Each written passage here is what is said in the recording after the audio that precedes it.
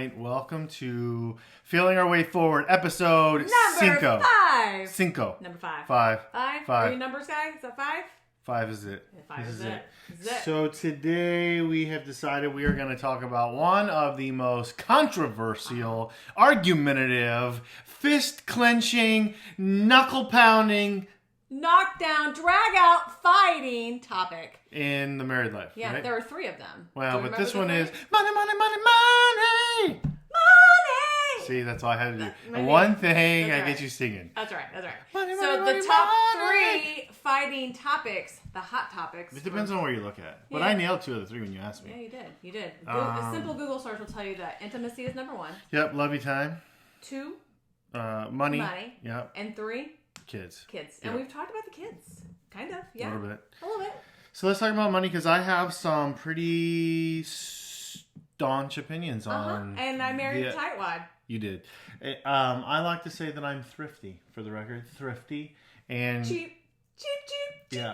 So a true story about Quintin Conway is that although this shirt that I'm wearing is a North Face. Hold on. It is. No, it gets better. This isn't even mine. This is Chris McGee's because when I was in his house, I needed a jacket, and he's like, "Here, use this. This isn't even mine." Aww. But my pants are, my socks are, my shirt. I don't know where the shirt's from, but what does that mean? It's all from Sam's. Yeah, Sam's Club is Quintin's Club. I guarantee you that He's 75 to 80% of my wardrobe comes from Sam's. Which I love Sam's. I feel like you can go to Sam's and get really great deals. Yeah, well... But what causes an argument between us is that there are great deals, but I get them all, so then it's not a great deal anymore. No, I'm like, not. ooh, I love that shirt. I'll take it in every color. Let's not act like you buy a lot of stuff from Sam's. I do. No, if it doesn't say Louis Vuitton or true. Coach or Little White Willow, Not even true. that is so true. No.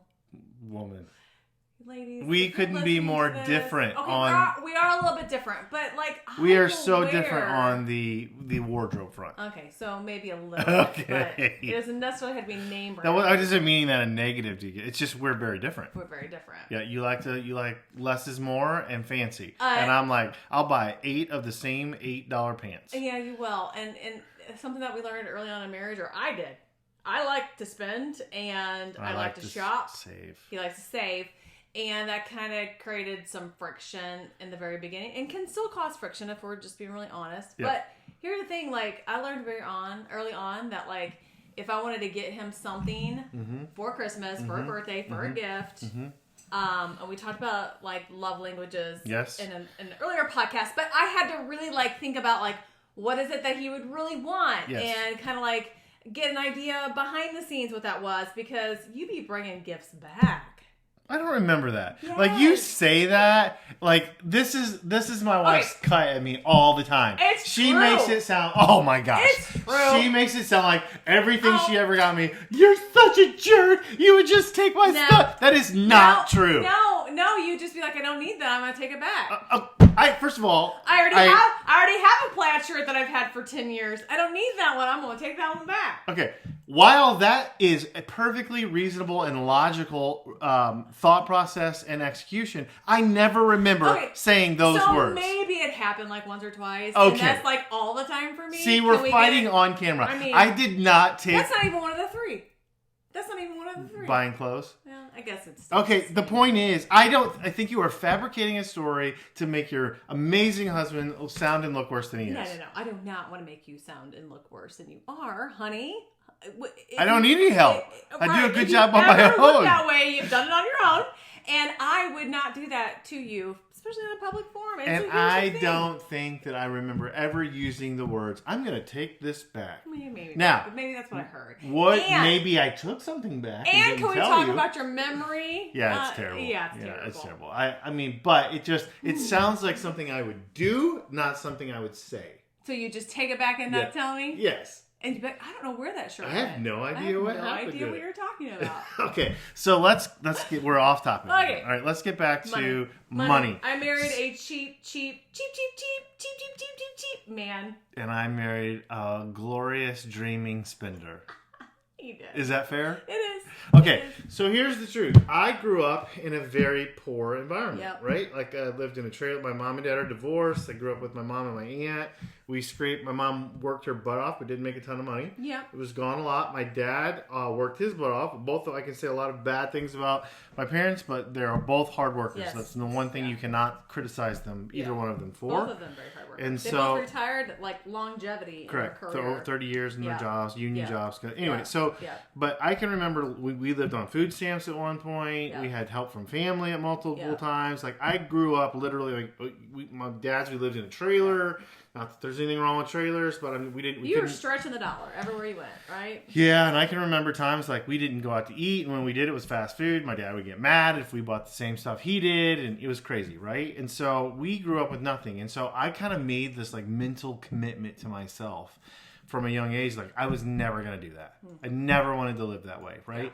Yeah. And I think that, and I know that my childhood definitely shaped my adulthood and and my perceptions of money. So not only did I struggle with scarcity issues, meaning I was always afraid of not having enough for us, right? I was always overworking in a lot of ways to make sure we didn't go without. But I also, like, I grew up in this really unionized blue-collar family that hated money. Like, I was taught that people who had money were bad guys. Like evil. Well, not evil as in, like, yes, evil, but almost like if you were successful, you had to do some shady stuff to do it. Yeah. Because blue-collar people don't get to that level. Yeah. You know what I mean? And so I had this perception of money that wasn't necessarily evil, just that it was like the good guys versus the bad guys. The good guys were the ones that worked for it, and the bad guys were the one that ran the business you were working for. Make sense? Yeah. So what is your perception of money from your childhood? So my perception of money, my mom stayed home and worked kind of odds and end jobs. And I'm one of 3 girls in our family. So there was a family of 5. My dad supported and made a great living. He worked all the time. My dad worked a lot. He was the provider of the household. Dad didn't do a whole lot in the house because he did everything outside of the house. My mom took care of the house. I don't know that I ever felt, I don't ever think that I felt that my parents were like rich by any means. Yep. But but I never really felt like we were in need. We always got by, and we always got by fine. And I never heard my parents speaking, like when you're talking about the perception of money. Yes. Yep. I never heard my parents speaking of others in a negative light if they had plenty or even if they had less. Yeah. They never really talked about the social economic kind of culture or families out there. And so I think it became pretty neutral on the side of thinking less or more of people with money. But for me, I knew 100% that if you wanted something, you had to work really, really hard for it. Because I saw my parents do that. And again, going back to, we didn't live a rich lifestyle. You were a lower, and now I can look back and say you were a lower middle class family. Yeah. And my dad worked hard for the money that he made, and my mom always was doing side jobs, you know. And I think I probably inherited that kind of trait from her because I watched her clean houses, I watched her babysit, I watched her be a lunch lady at the school. In Lunch Lady Land. Exactly. I saw her, when I was younger, working the night shift just to make ends meet. My parents didn't really talk about things that they didn't have. They just really, I feel like they just did it. You know, they didn't involve us kids too much. They just did it. They just picked up extra jobs. They just picked up extra things. So we didn't have a whole lot of money mindset. Like, I think everybody grows up with a money mindset. You're an adult. You have a mindset of money for a reason, and it's usually developed when you're younger. But I think my biggest money mindset taken away with my parents was whatever you earned is because you worked hard for. Yeah, that's and fair. so you're working hard, you're going to earn. If you're not, you might have to eat by. So when we came into each other's lives, we were in our middle teens. Well, I mean, really younger, but for good middle teens. Yeah. And my perception of your family was that you, in the grand magnitude of life stresses, finances weren't really one of them. Right. So it wasn't that you did great or bad, but your household was provided enough that no one was worried about money. Sure. And I think now as an adult looking back, that may be an overstatement. I think my parents did fight about money because Sure. this is one of the number 3, Yeah. top marriage conflicts. I just didn't know they were fighting about money. Yeah, that's fair. That may have been too. Yeah. But your dad made a decent income. Yeah. So that's kind of the point. Yeah. Where in my house, my life at least, because I had two houses really, it was a constant struggle, barrage of dialogue, hatred, anger, stress, all of that and stuff. I think a lot of that could be, Quintin, just because they were always on the defense with money, like never ahead. So maybe my parents had seasons where they were ahead and then they were behind. But the seasons that were ahead, they try to plan for the seasons behind. And it wasn't like, you weren't always like working in survival mode in my house. The reason why we have spent 10 minutes talking about our childhood, because I think that's really what shapes what you bring into your relationship and how you handle money. So back to why do people struggle about money? First of all, the idea of money in general is a sustenance issue, meaning we've got to have money. We all know this. We have to make an income to do everything in life. To breathe. You have to have, it's like oxygen, right? There's that old saying that money doesn't buy happiness. Like I remember when we were teaching one time, we were up on a platform and I was like, well, money doesn't buy happiness, but debt sure does buy crankiness. And so when you live paycheck to paycheck, when you live underwater, it is such a stressful environment. It is, and it just destroys. Debt and financial stress destroys you from the inside, expresses itself outside. I think you said it better that way than I was trying to say a minute ago. I think your family felt under straps. They felt pressure. They felt underwater because it was a constant barrage of debt and the next thing and the next thing. Whereas when you live in your life that way, it's really hard to get your head above the water, So we, as a couple, as a point of reference, we got married in 99. We didn't get any money or big contributions from either one of our families. We didn't have them. We lived in married student housing. I still wasn't done with college at that point, in a 400 square foot apartment. I was still going to school. I worked 3 jobs while I was going to school. You got a job working as well. $9 an hour. $9 an hour. So we literally started from nothing in a 400 square foot apartment. We bought our first house after saving a couple of years later. A year later. It was a year later. Yeah, it was a year later. Bought it on an FHA loan, 3% down. I remember that. I do not remember all that, but that's a little so $110,000. It wasn't even that $107,000. And that was huge. That step. It was a big step, but it was a huge step in the sense that we saved up the money to buy the house, but we knew we didn't want to be wasting money in rent. Right. Personally, and that was because that was me mostly. I don't want to be wasting. So we got into a house very quickly. And then right after I got in the house, I lost my job. You remember that? Yes. And so we spent, how long was I unemployed? Like months, 3 or 4 months? It was a while. Because it took me it was about 4 months. Yeah, it took me a while to find. I was holding out for a management position. It took me a while to find another job. And so I guess really why I'm telling that backstory is we lived in that house for 5 or 6 years. We had our first kiddo. We moved into another house, which was a big jump. I remember it was a $200,000 house. We went from 110 or 107, whatever it was, to a See your money brain? 195.9. That's what it was. You knew exactly what podcast number we were on because that's your brain. Yeah. I'm like, I don't know how much it was or what kind of. But I remember in 2004, that's when we had Kale. Yeah. That was also, here's why I'm bringing that up. That year is when I had to spend half of that year in the hospital with you. Yeah. And that was the year I made the least amount of money that I have. To this date, that was the least amount of money I had made. I'm saying this poorly, but I have not made. Wait a minute, what's the right word? 2004 was my worst financial year since. I haven't made. That was for reference for you guys listening. 2004 was the year we had our first baby. Yeah. It was always my dream to be able to stay at home with our kids. And we did all that, and then boom, no money at all. Because I worked commission. So it was like this huge leap of faith. Yeah. We had a kiddo that was in the NICU. Our $1 million baby. $1 million baby. Lots of crazy times. Remember, we didn't have. And you had the health insurance. You made way more money than I did when you quit to stay home. Yeah. It was a lot that happened that year. And so, all right. So I'm telling you. So God is faithful for sure, but I think again, laying the groundwork for that. All that to say, we have lived a roller coaster of finances, meaning we started out very small. We did okay, save, bought our first house. That was great. Save, lost a job, had a kid, $1 million worth of debt. I mean, it was insanity. Worked our way through that for years. And then finally started turning the corner in the late 2000s, like 2011, 12, 13 is when we really started making some good money. I was a vice president in a small bank, made a decent income for the both of us. Yeah. And then, so we have lived, why I'm saying all this is we have lived both ends of the spectrum. Yeah, absolutely. We have lived in feast and famine. Yeah. And so when I speak about money, when we speak about money, I want you to understand that it comes from both ends of the spectrum, even in our childhood. Yes. And not that you lived in feast in your childhood, but I definitely know what it's like to live in famine. Yeah. All right.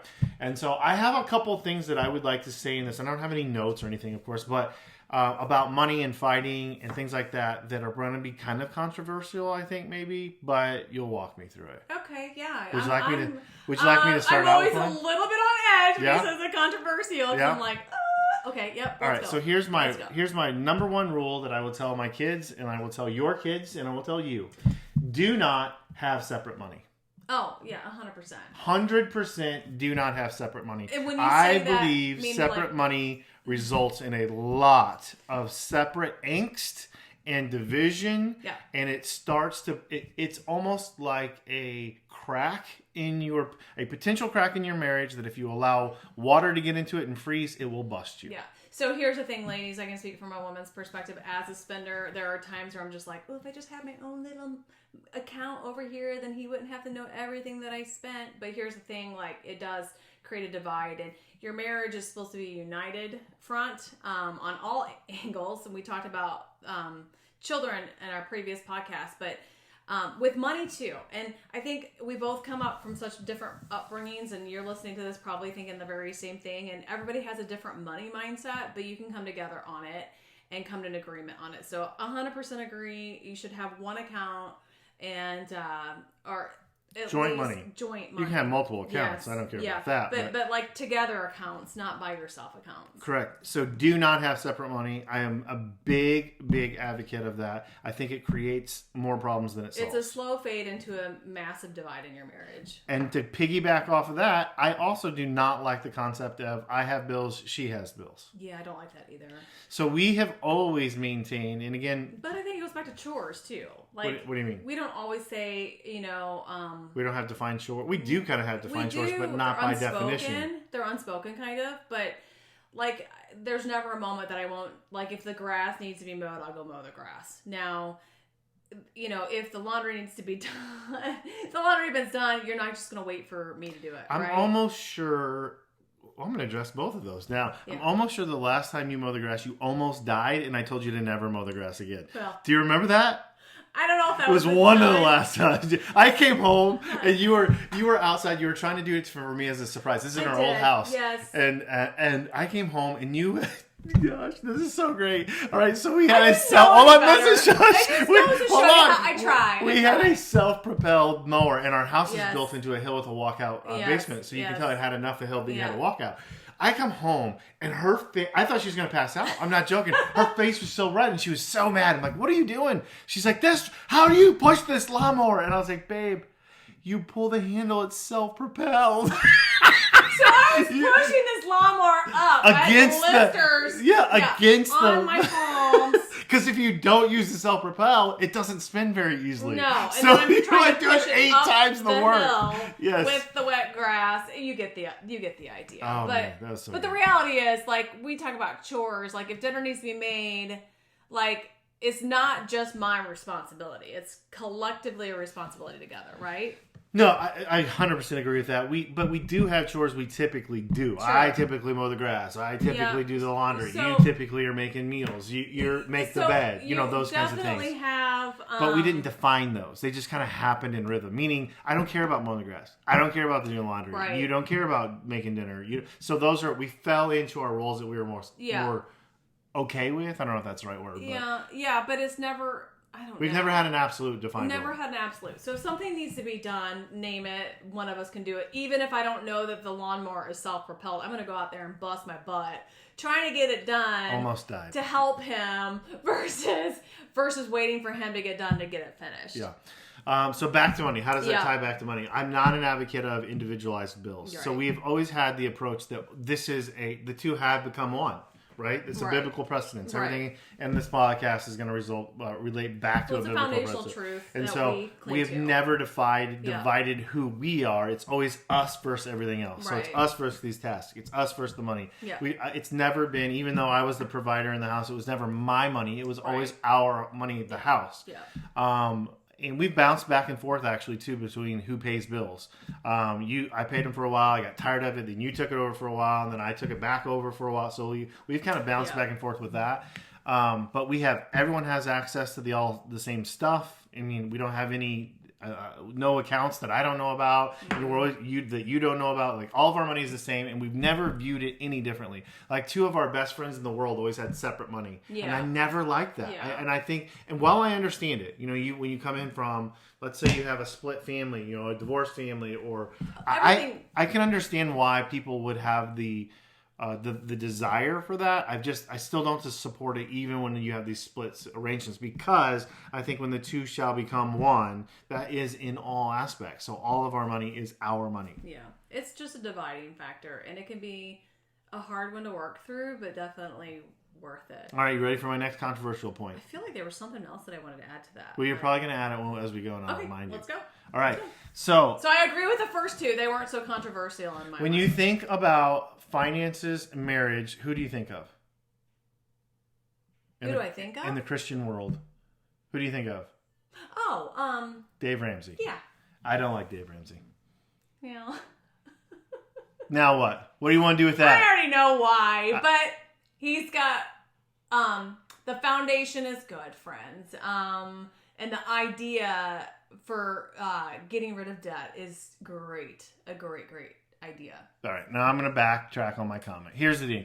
Yeah. I actually do like Dave Yeah. Ramsey. Yeah. What I do not like his vanilla advice. And so what I have found over years of banking is that people would come down and they would sit down with me in their folders, because this is what Dave Ramsey teaches, in their folders, that they have cash that they put in certain envelopes. The concept behind that is solid. Yep. If you don't have the cash to pay for things, blank, don't buy it. Don't get it. I appreciate that, and I support that largely. What I don't support is he gives this really vanilla blanket advice, and everyone's situation is different. And I'm going to give you a really good example. So I have a good friend of mine who's making decent income, but he can't seem to climb out of these pits.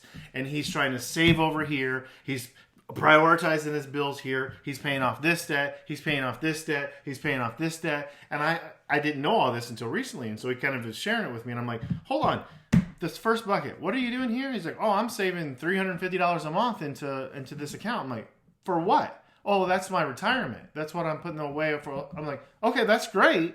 But you're spending 18% on this credit card right here. Why don't you take that $350 first and pay this off, pay this down, get rid of this debt first before you start doing this. Right. Or how about this vehicle payment that's strapping you, right? Well, let's make some moves inside of this concept that we could chop away this debt, remove debt quickly to free up cash flow, and then we can back our way into. I'm a big advocate of savings. Yeah. So even long-term savings, I'm for that. But I'm not for it at the expense of living strapped to make the saving while I'm also paying an astronomical amount of debt. So there's these you're saving, but you're not really saving if you're paying an 18%. Yes, and so there's some different perspectives, Yeah. right? And sometimes it's interpretation, how people are interpreting what they're being told on saving and how to allocate their funds. The concept is good, but people take Dave Ramsey too literally sometimes, and they take him on his vanilla advice, and they don't apply it specifically to their situation in a way that I would necessarily agree with. Does that make sense? Yeah, it does make 100% sense. But I think that, like, again, his foundation is good, and I think people come from such a place of desperation, of like survival. Like, what do? I want to be told A plus B equals C. That's true. And here's the and thing. they've never been told anything in their whole They've life. never been told anything in their life, Yes. so they literally take it very literal. A plus B equals C, and they get rid of all their credit cards. They get rid of all their, which is a terrible idea. Which can be a very terrible idea because you need to build that credit for things if you Maybe. ever. I can even debate that. Yeah, but yes. I know. But here's the thing: it's like getting rid of that debt is priority. So I think the concept is good, and I'm going to use what you just said. I would argue, and just to give you a point of reference, we have 2 credit cards that we use. We have a debit card that we use, and that's it. Yeah.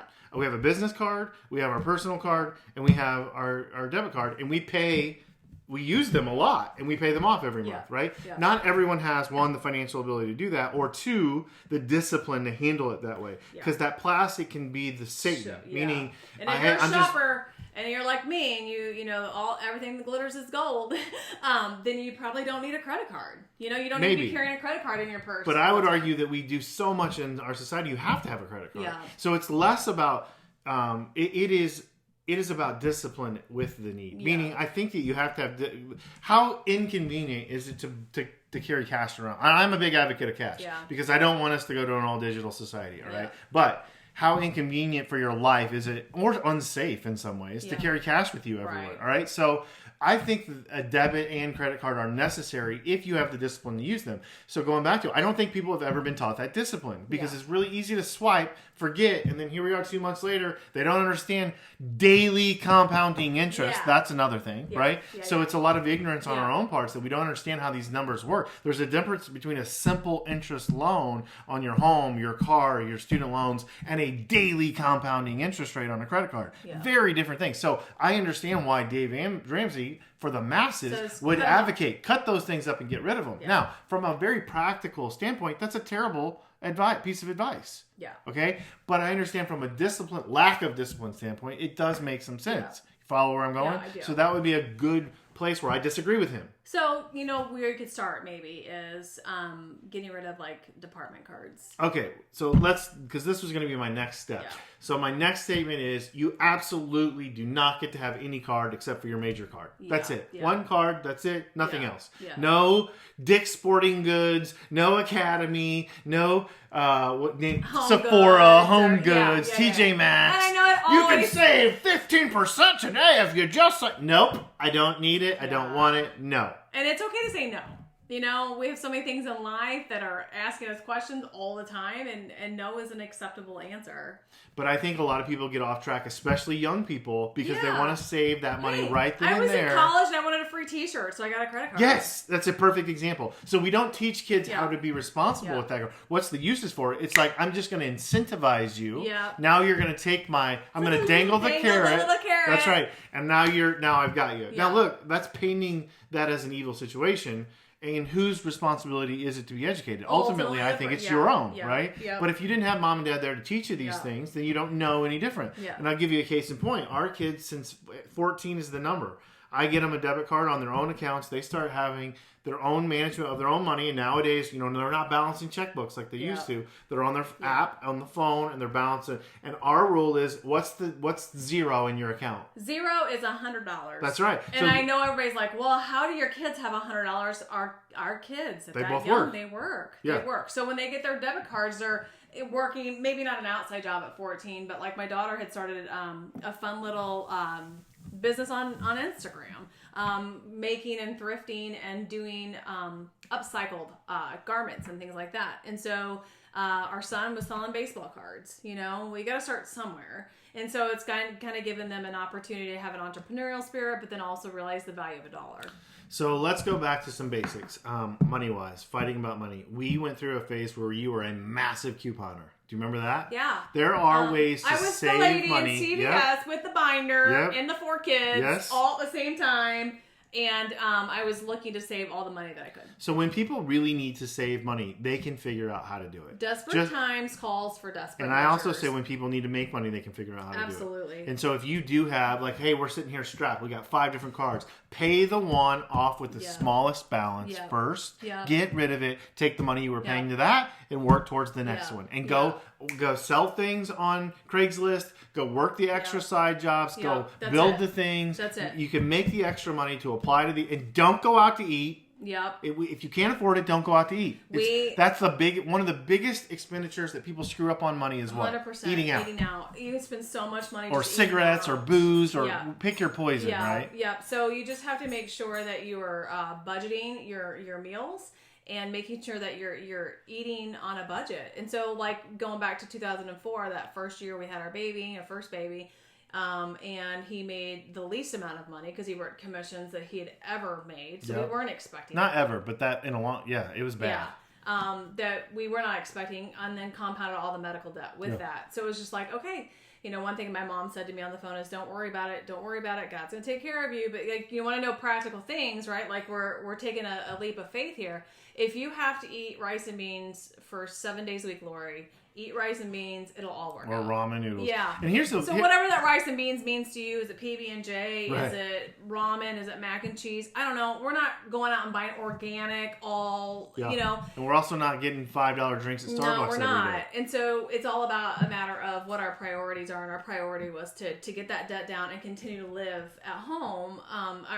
Keep me at home with the baby. With the baby. And so one of the things that we did very on in our marriage was budget. So you touch on it, and I meant to start out with that and I actually forgot. We actually knew, so back then I remember my first job, I was making like $30 grand a year, right? And so at $30 grand a year, you're getting your $2,500 a month, and here the money comes rolling in, and you can pretty much budget according to like, all right, here's my net pay.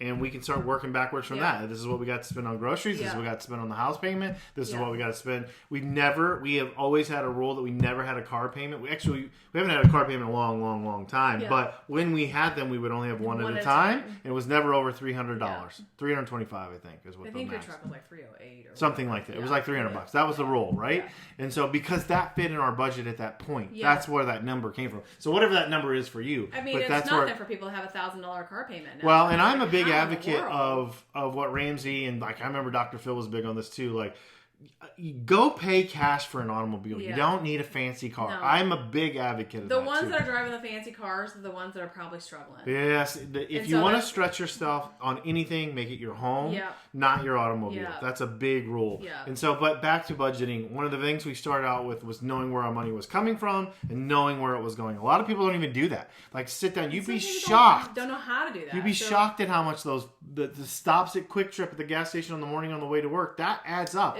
How about this? Lunch money. Oh, yeah. How that adds up. Yeah. It's insane. Like when we sat down and mapped out what 4 kids were spending in lunch, really and then we're like, okay, well, we can get a loaf of bread and PB&J and a big bag of chips, and here's a bottle of water, and you've got half as much as what that costs, right? Or even a thing of ramen. Yeah. Like we had a kid that loved taking her ramen, remember? Yeah. And so we were budgeting, and we knew like where our money was going. I think a lot of people have no idea.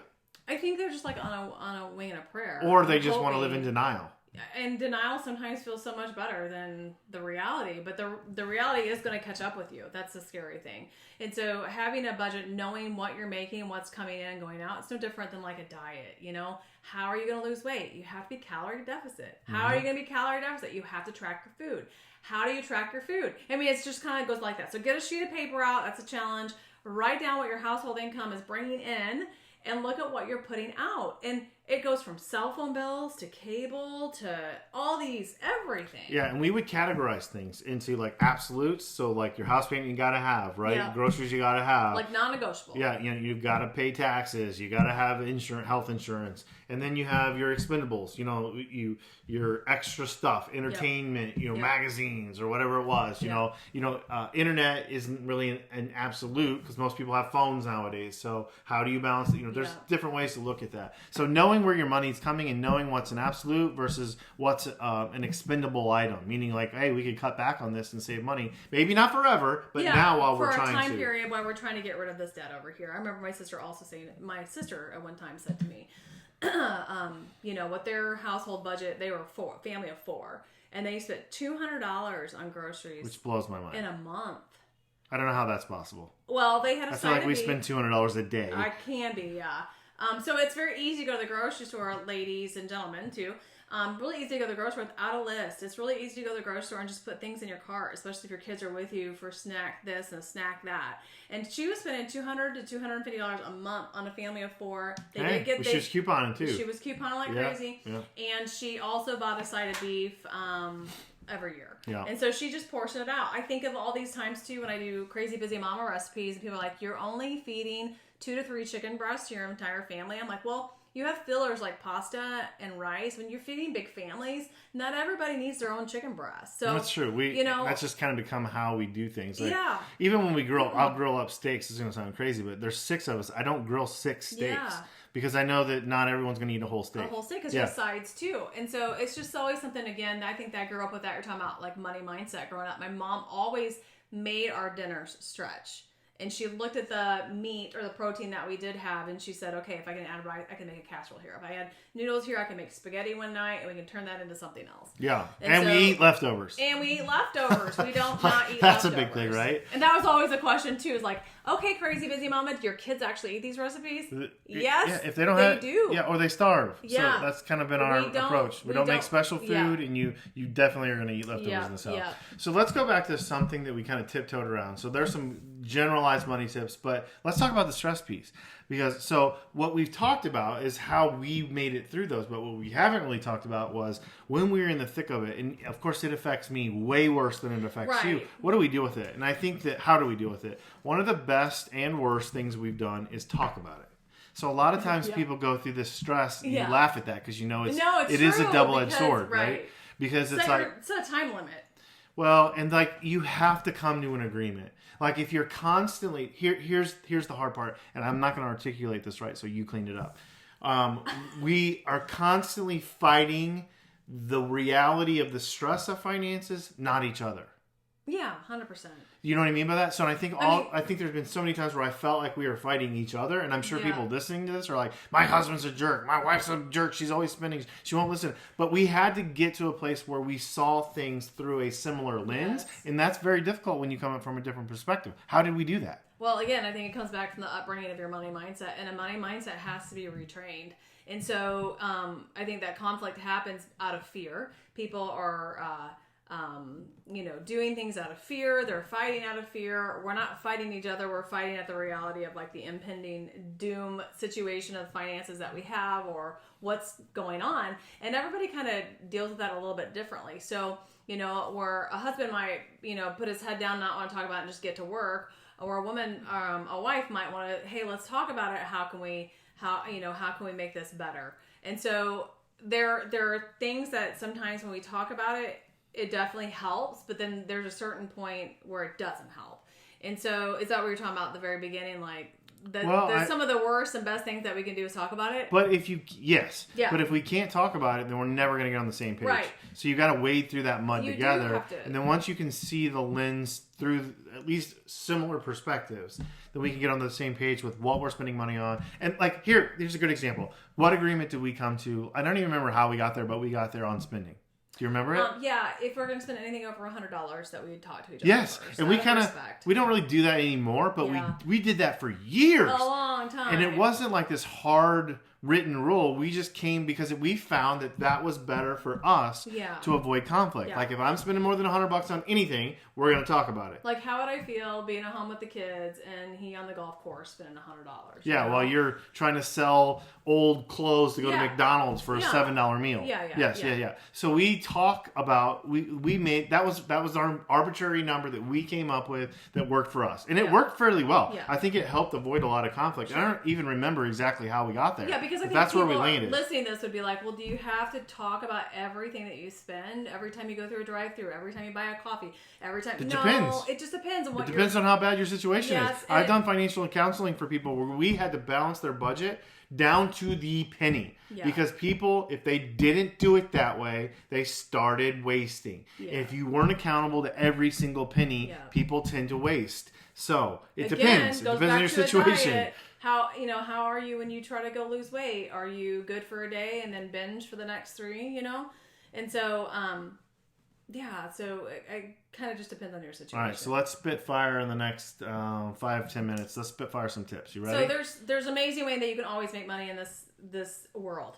For years now, I feel like I saw my mom do it growing up. I saw you do it on the side when we needed it. I've done it myself, but we live in a world where you can sell things on Etsy and eBay and Amazon and you name it. Always a way to make money. You can have a garage sale in your front yard. You don't have to have a garage to have a garage sale.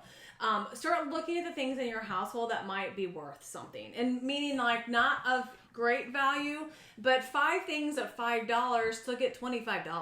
Or start looking at ways that you can provide services to others and make money. 100%. So that was another way, and I don't know if we want to go through all of that or not, but that was another way that when you want to create income, you could create income. And so if your situation, you have A plus B equals C and you need to get there quicker, then you need to add a side hustle in. You need to start doing something different that makes financial sense for you. Because if you continue to keep doing the same thing and you have,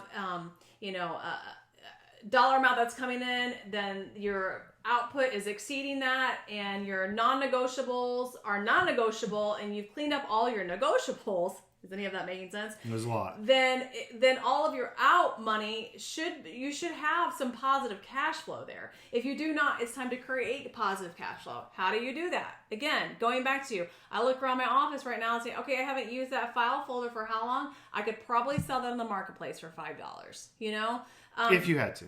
Yeah, if I had to. And so start looking at the things in your household that can bring you some income. And it doesn't have to be big income. But, ladies, how many pair of jeans do you have in your closet right now that you're not wearing, you're currently wearing, or maybe that don't fit you, that you could sell for a couple $. Or how many fishing reels do I have in the garage? How many fishing reels that you have? How many firearms do I have in the basement that I don't need? Yeah. Yeah, those things. There's always a way. Always. Is the point. Or all right, what let's spitfire can you some create? general ideas, Yep. and I'm going to start with one myself. When you find yourself in a hole, stop digging. And don't be afraid to turn around and climb out. And what I mean by that is, let's say that you went and bought a vehicle you shouldn't have bought. Get rid of it. Yeah. It's that simple. If you bought something you shouldn't have bought, take it back. Done that before. Take it back. So when you make a mistake, own the mistake and correct the mistake. Yeah. Don't live in the mistake, Yeah. especially when it comes to finances. Yeah. So I bought a car I shouldn't have bought. I can't afford this. Now I'm strapped with $1,000 payment for the next 7 years. Don't do that. Yeah. Get rid of the car, eat your loss, and go on down the road. Yeah. You agree with that? Yeah, 100%. All right, Spitfire. What do you got? Don't ever feel like you have to keep up with the Joneses. That's a big one. It's a hard life. I think we go from that as new moms, comparing kids and the stages of kids, and then what are you wearing? What does that mom have? What kind of car is she driving? What kind of car seat do you? All these things you feel like you have to live up to. And nobody honestly really cares because they're too worried about themselves. And people so, do care. They just don't care about you. They care about themselves. That's right. And so they're not as focused on you as you think that they are. And you've got to do what's best for you and your family. And so if driving that used car for another 5 years makes more sense for your family versus going and getting a sparkly new car with great financing, just hold off. Because I'm telling you, when you can slow roll things and start feeling like your head's not underwater, your life becomes so much, you're able to live your life so much more free. Yep, I agree with that. Here's one. Ask for help when you need it. And I mean this in a different way. I don't mean go ask your mom and dad for money. What I mean is, after years of working in the financial industry from over a decade and a half, looking at people's finances and specifically their income meant nothing. Like it was numbers. There was numbers. It was just numbers. Yeah. And I think that's kind of how probably nurses feel about nudity. It's Yeah. like, it's just part of their job. Yeah. And so find someone in your life that can help you unpack those numbers. Don't sit there and stress. If you're not good with money and your friend is, ask for help. Yeah. If you're not good with money and your mom and dad or your Uncle Joe or someone in your circle, someone from church happens to be good with money, say, look, I'm struggling. I need someone else to come in and look at this and break it apart for me. Don't be afraid or embarrassed of what your income is or your situation Don't is. let your pride get in the way. That's right. Ask for help because, again, I can tell you from firsthand experience, I did hundreds and hundreds of loans. I couldn't tell you what any person I ever did made, what they made. I have no idea. I did and you're a numbers guy. Like dozens of my friends' loans. Like I couldn't tell you what they process them, and then I just go on because it was just that. Yeah. And that's just how it works. And so when you need help, ask for it. That's going. What do you got? Don't be afraid to try something new. You never know if that something new could be a life changer for you. And I could share my experience on this, but we don't have time on this podcast, so maybe that might be something in the future. But I said yes to something about 12 years ago that completely changed the trajectory of our entire life and helped us in our financial situation that we were in. And so don't be afraid to try something new that you don't know. Don't be afraid to fail your way forward. We're failing our way forward every day, but just make sure that you're evaluating that as you go. Is this something that is helpful or beneficial for you, or is it hurting you? Look at that pros and cons list. So don't be afraid to try something new, because that something new could be a service that you offer to somebody. You start cleaning houses, you start doing something and earning some extra income that could help you get your head above water. Okay, I got one, and it is prioritize 6 months of savings early on in your life.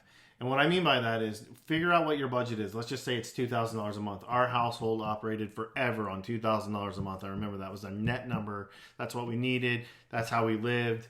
So $2,000 a month. So what that means is I want to have $12,000 6 months. So in worst case scenario, I lose a job, I get sick, something happens. I've got 6 months in the bank that we don't touch, we don't sniff, we don't do anything with. It's just sitting there, and that's our emergency fund. That's 6.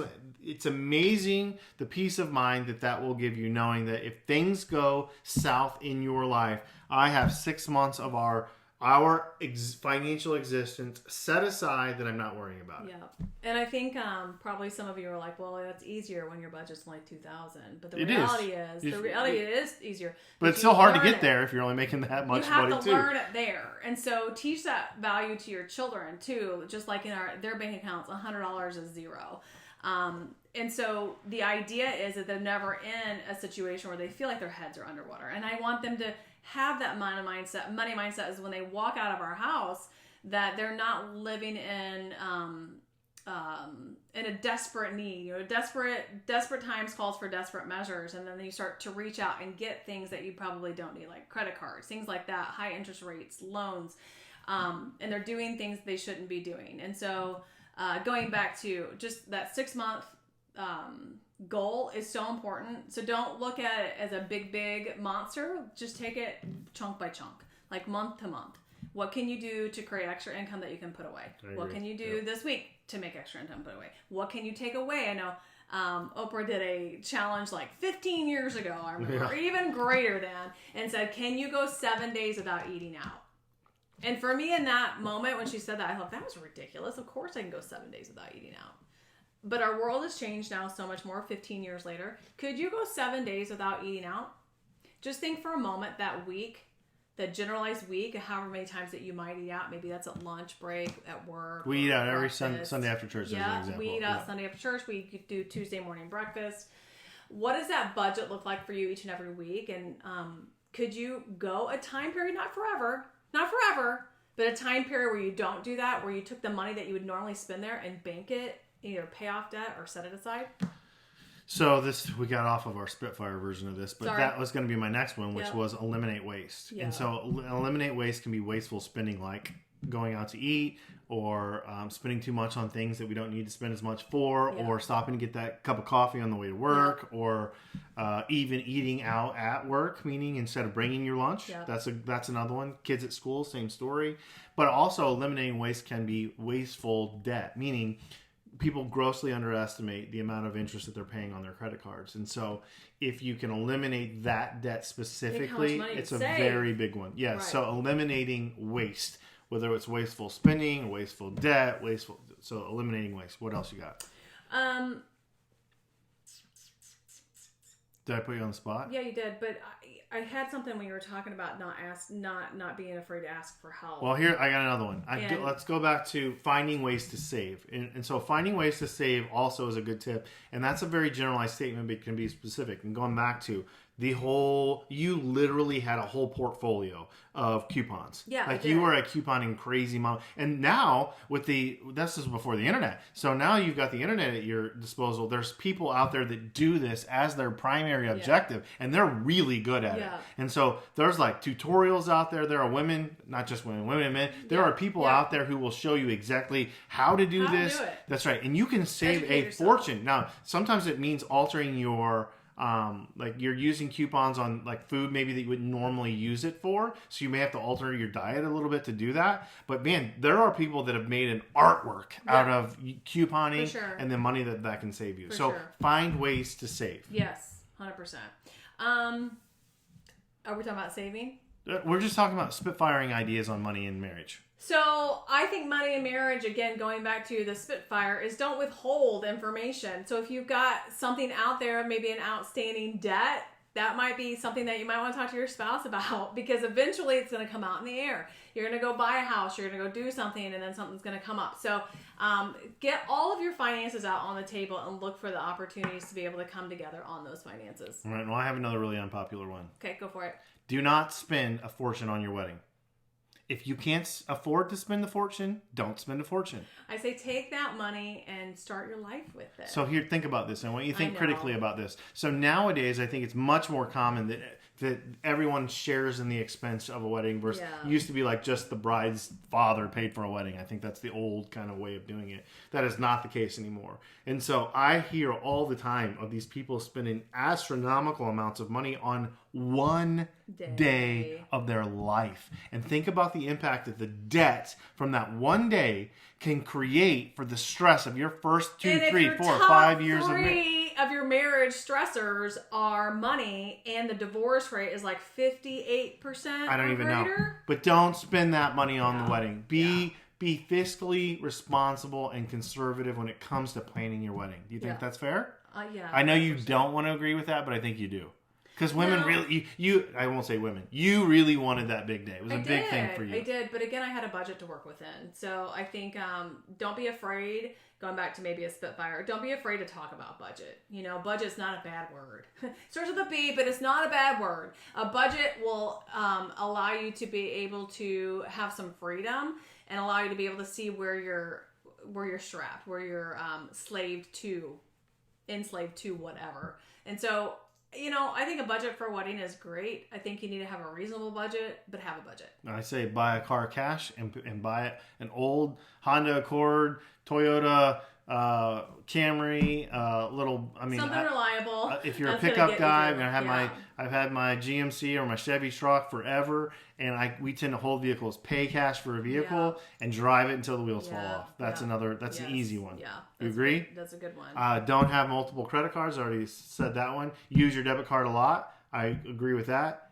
Stay on top of your finances. Make sure you're watching that with your... So that's another thing, just as a general tip. I think a lot of people are spending money and they're not even watching their account, which is insanity, because usually you have to balance a checkbook. Well, nobody does that anymore. They're just looking at their app on their phone, right? Yeah. So you don't have an excuse. It's almost like you're playing Monopoly. You don't even have an excuse to have an overdraft anymore, right? Yeah.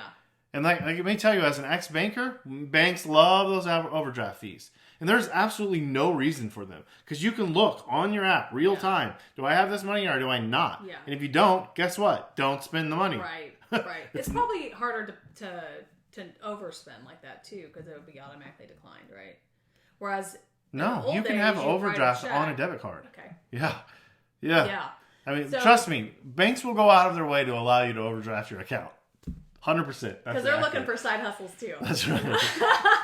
Okay, so we've dragged on a little bit on this one. Any other remaining tips that you want to Spitfire? My thing is always about making more and more and more. And so... Mine was always about spending less and less and less. Yeah, mine's always more and more and more. And so it's just kind of, I think goes back, it's interesting to go back and listen to our money mindset growing up, and yours was always kind of depravity. Yeah. And mine was how can we make more? Mm-hmm. And so this is great that we are kind of polar opposite in this, but we've come together on it. But it's created a lot of friction. It's created a lot of friction. And my answer to everything is, well, we'll just create more. God says that we go out and multiply. We're going to create more. I don't know how we're going to do it. We're going to find something new.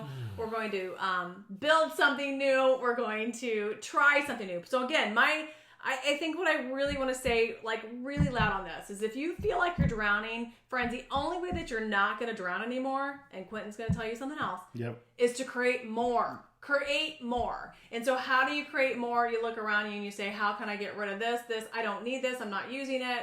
How can we get rid of and get more? How can I pick up a new side hustle? How can I start offering a new service? I don't care if it's cooking for friends and family on we used to have a lady come here and deliver meals when we were in the thick of it, remember? Mm-hmm. And she did like $15 meals. And so I'd order some of those when we'd go out of town and we'd have that. And so just look for an opportunity to be able to create more. And one thing, and I can't even think it was Steve Harvey.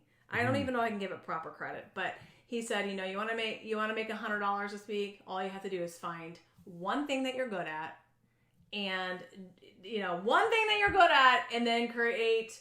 Am I thinking this right? $10 a piece. So if you're really good at making fried chicken, you're going to sell fried chicken to 10 neighbors for $10. If you're really good at making bracelets, like my daughter's making bracelets, she's almost at that age where she's going to open a debit account, and I want to be able to create a sense of entrepreneurship in her, and I'm going to encourage her to buy beads, to create beads, to to sell beads. So what can you do that you're really good at? Are you really good at cleaning houses? You're probably going to charge a little bit more than $10. But how can you create X amount of dollars? You just do that times 10. 10 things of $10. 100 things at $1. Thank you. All right. So I'm completely the opposite. I say if you're drowning, then stop trying to buy more crap to pull you under the water. So I say save more. So she says create more, create more. I say stop spending and save more. And so find ways to cut out the excess, to cut out the things that are bringing you down. So if you can't swim, you can't keep your head above water because you know how to swim. That ain't the problem. Yeah. It's because you got all these weights hanging you down. Guess what? It's time to get rid of the weights. Yeah. It isn't get bigger muscular arms, more, and swim harder. No, it is get rid of the dang weights that are tying you down. And so a lot of times that's excessive spending. That is buying things you don't need, keeping up with the Joneses. The clothes that you have work just fine, or you don't need the Gucci. Just go to Sam's. Yeah, they work just. They keep your body covered just the same way. You don't need the $400,000 house. Buy the $300,000 house. You don't need the $30,000 car. Buy a $10,000 car and pay cash.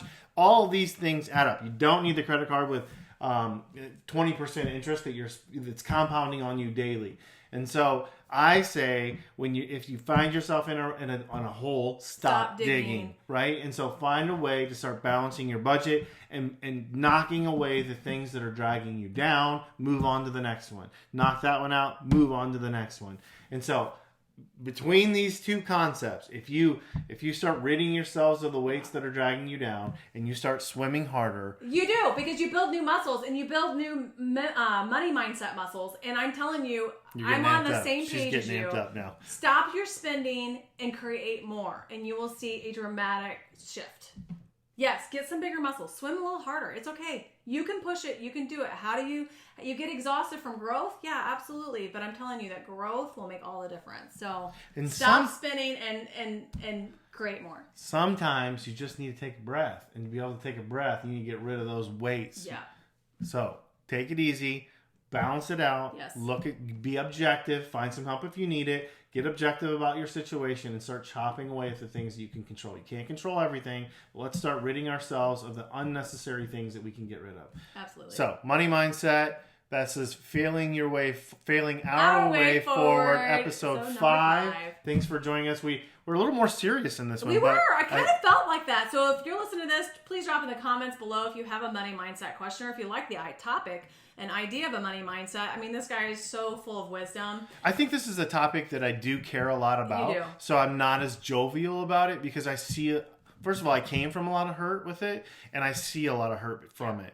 And we've experienced it ourselves. Yeah. And so it's one of those things that are so avoidable. It's so avoidable. And retrainable. Yes. And so I am less jovial about it, I think, because it's not funny to me. It's not funny to be miserable. Yeah. And I know that people, when they listen to this, some people are miserable. Some people are fine, and that's great. But I've lived both of those, and I know how truly draining it is to be miserable. Yeah. And so I apologize. I apologize for my seriousness or the lack of excitement and joy. But it's a topic that really matters more than I thought. Like I thought we just kind of roll through this. We're almost an hour in. Yeah. I thought we kind of just sit down, knock this out, and then the more I started thinking, there's so much more to share. There is. Really. So, but the tone of this was more serious because I genuinely believe it's a very serious problem. Yeah. So anyway, hopefully you find it. It causes a lot of stress. Marriage conflict. Yes. And divorce. Yes. Well, top 3. Yeah. Top 3 according to the Google. Yeah, according to Google. And so if you want a successful marriage, work on those top 3, and that one is money. All right, get it right. Tune in next week for episode 6 of Failing Our Way Forward. See you later, guys.